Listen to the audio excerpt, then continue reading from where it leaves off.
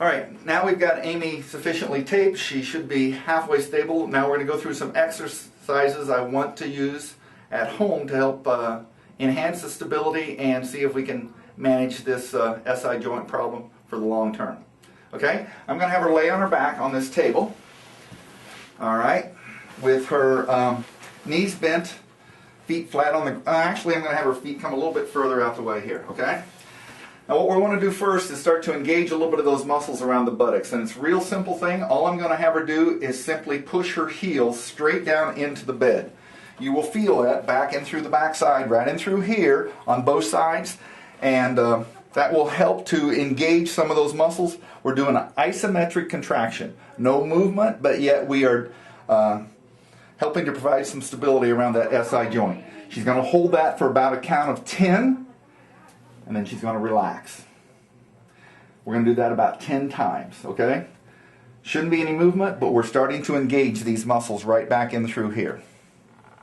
This is called a hamstring set. These are the hamstrings. We are setting those isometrically. Okay, next. Ready? Mm-hmm. Next, I've just got a common bed sheet. You can use a rope, you can use, if you have a gate belt, that's an option, okay? What I'm going to do here is provide a mechanism to prevent her from being able to spread her knees apart, okay? I'm going to wrap this underneath both legs, and I'm going to let her hold on to this, okay? Both sides just like so.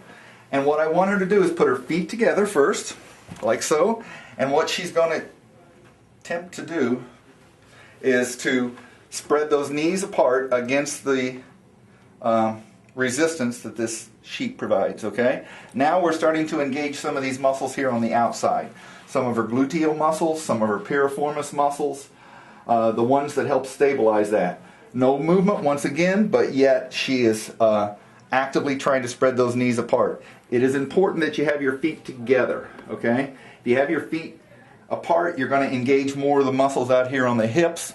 We want to work the muscles a little bit further around back, so I'm have my feet together, and this is what's known as isometric external rotation, okay?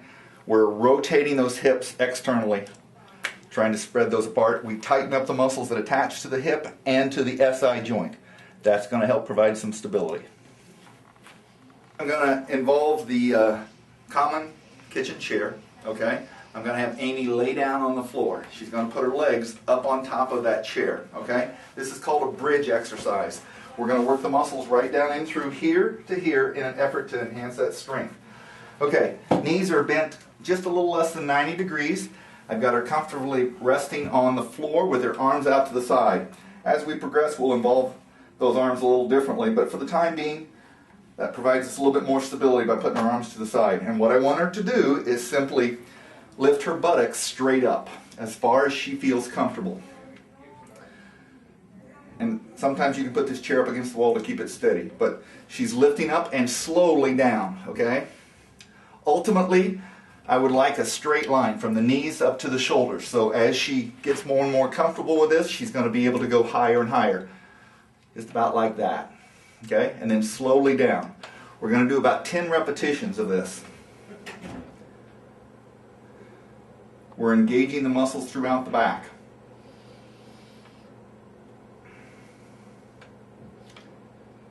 Hope somebody's coming.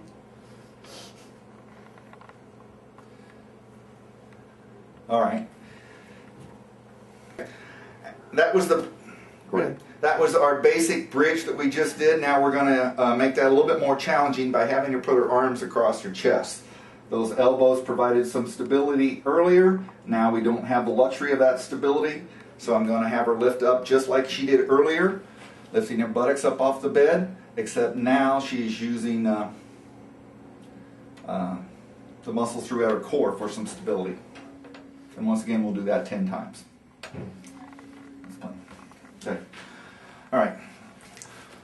Our third progression from a standard bridge, we're going to do that without the luxury of the chair. I'm going to have her just lay back down with her knees bent as she was earlier on the bed, feet flat on the floor, knees about shoulder width apart. Okay? We'll start with her arms flat like that, and I'm going to have her do that bridge where she lifts her buttocks up off the bed until she's straight across the way from shoulders to knees, and then slowly back down. Actually, this is more important to be able to determine the speed of your return back down to that floor. So you need to be able to do that in a slow, controlled fashion. One thing I didn't note, I don't want you holding your breath if you can keep from that on this as well. So let's, nice and easy, up and down, breathing rhythmically. All right, 10 repetitions of those. Okay. We're going to work through... Start again. Okay.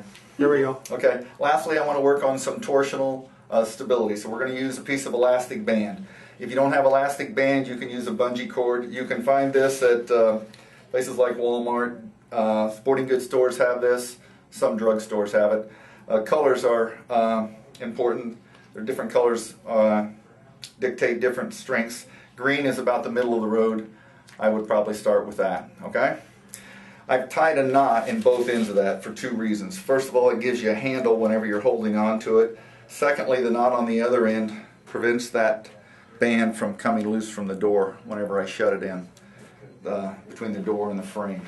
So I'm going to put this knot up on top of the door and shut the door, and now that should hold it steady like so.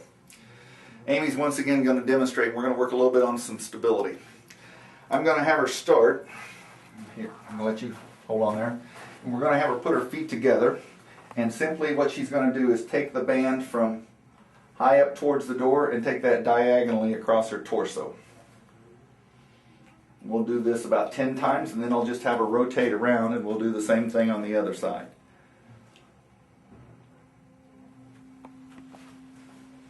All right, now she's going to do the same thing the other side. Diagonally. You want to make sure you engage your abdominals, so we'll tighten up abdominal muscles before we do this, but do not hold your breath. So we're just drawing in stomach muscles, but slow and controlled motion and rhythmic breathing. Okay.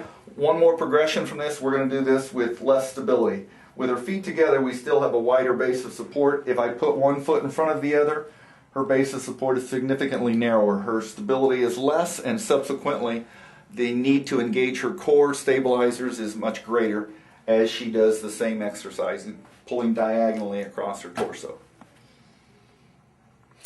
10 repetitions on one side, we rotate around, put the other foot in front, do the same thing there. Hopefully this has helped a little bit in giving you a better understanding of some SI joint dysfunction and how to address it.